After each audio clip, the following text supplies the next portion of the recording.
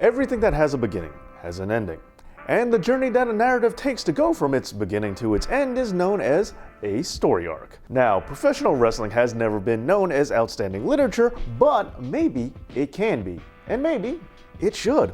And perhaps the key to writing wrestling as best as possible all lies within mastering the fictional journey that a wrestler takes. A journey that's the topic of this episode. Because today, Dave knows story arcs.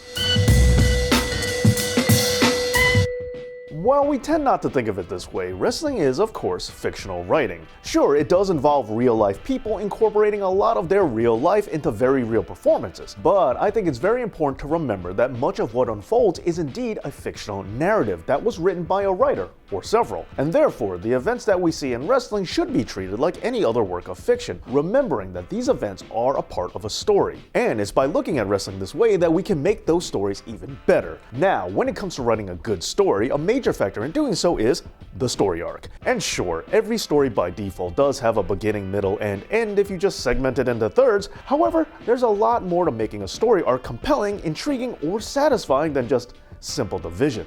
I should also point out that there are many different formulas for crafting a story arc. One such method, the Freytag Pyramid, also known as the dramatic arc, I have already covered in one of my very early episodes, where I discussed what I would like to have seen from a proposed but cancelled Undertaker Origins movie. Now, aside from just that one method, when you stop to examine other storytelling procedures, you'll begin to notice certain commonalities. One thing that many story arcs have in common is, well, the arc. And most arcs are centered around the concept of the 3-act structure, the beginning, middle, and end. In the beginning, we establish the world where this story takes place. We're introduced to the location, we learn the time period, and we meet the characters. We get to know their routine and how they are as people, and their relationships to the other characters. Now, this is all simple enough, both in literature and particularly in wrestling, because for all intents and purpose, the wrestling promotion really does serve as most of the setting alone. While sometimes a specific city or country does work as a factor in a storyline, for the most part, I think the wrestling company itself works as its own world, especially when we're talking about the WWE. And in terms of getting to know the characters and their relationships with each other, well, this is a very important part of the equation and oftentimes where I think many storylines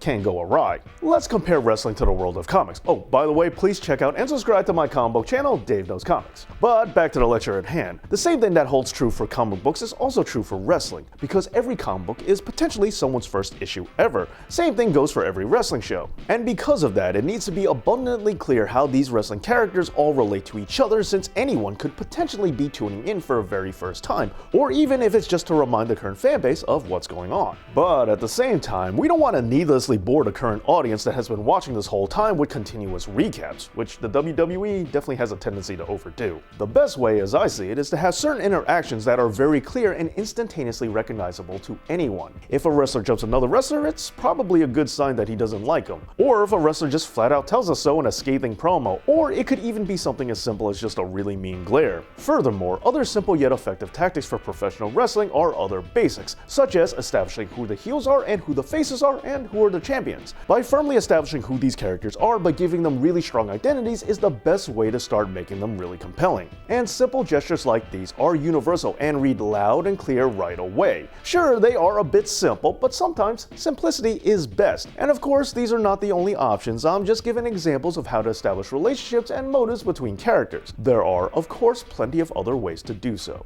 Moving on, next we have the middle of the story. Now this is where the major events of the story take place. In wrestling, typically a wrestling match or a series of wrestling matches are the big events, which I guess really isn't all that surprising. But what can be surprising are swerves and turns, which are also fairly common to find in the middle of a story, which can totally change a plot's direction going forward. And in terms of going forward, finally we have the end. Now, this is where we see the world as it has become, how things have changed as a result of the events that transpired. We see how the characters' lives are going to be from here on out. We learn how their routine is different, how they're different, and how their relationships to the other characters have changed. Now, of course, sticking the landing is yet another danger zone as far as a lot of wrestling plots go, because for an ending to be satisfying, we need to know that there is indeed a conclusion. If a feud ends just because two wrestlers stop having matches scheduled against each other, well, then it doesn't really seem all that right. The conclusion has to be a direct result of the events of what went down in the middle. That's what gives us a cohesive narrative, that's what gives us a coherent through line, and that's what makes writing a story. When we see a satisfying blow-off match, we know it when we see it. It just feels like the story story is over. And if we got a match that should end a feud, but the feud just keeps on going, then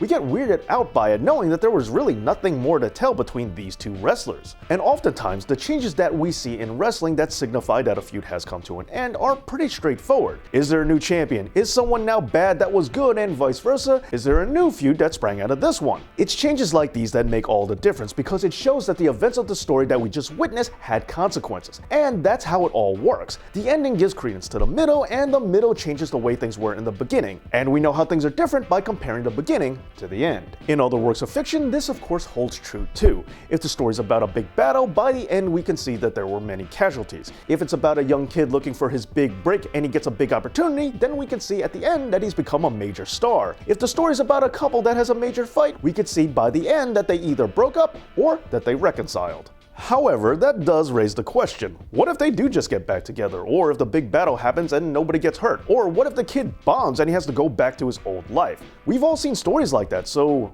what's the deal? Well, not all change has to be physical, and in fact, this is usually the best thing for professional wrestling, because there is a specific kind of story arc that does come into play here. It's what's known as a character arc. Character arcs are all about the journey that a specific individual goes through in a story, particularly on the emotional side of things. And so while many story arcs are about the greater world and the events that take place there, the character arc is an internal one. And so sometimes if the events of the story don't change the world in a physical way, the biggest indication of what made the story matter is an internal change, seeing how the character has changed as a person. By the end of the story, the characters may have all survived the big battle, but they learned what was worth fighting for. The kid may not have become a star, but he learned a valuable lesson about trying his best. And the couple may have gone back together, but now they have a newfound respect for one another. This kind of texture really helps to make a professional wrestling feud worth watching, as we, the audience, just know when an internal change has happened. And this is how we know that a storyline is over, or at least when a storyline is supposed to be over. For instance, if Velveteen Dream is fighting Aleister Black because he wants Aleister to acknowledge him,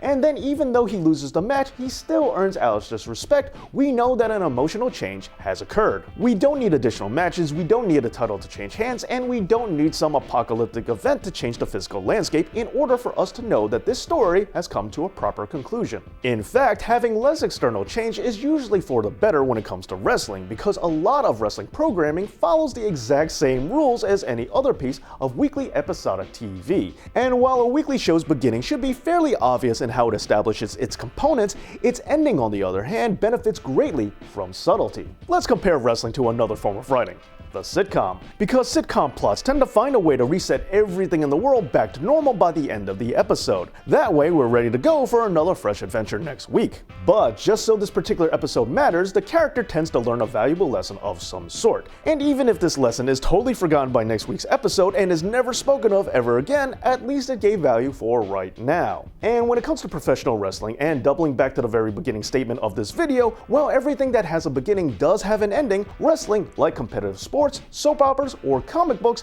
don't have an immediate end in sight, as they are by design meant to be ongoing for as long as they can be. Now, because of that, many of the story arcs that happen are not part of a larger design narrative, but rather they're just made to keep the show evolving. And just like with other forms of media, the best way to keep on going without straying too far from the original path is to have resets, but also allowing a few things to change to advance things along the way. This maintains the integrity of the world while still allowing small changes to move the world forward.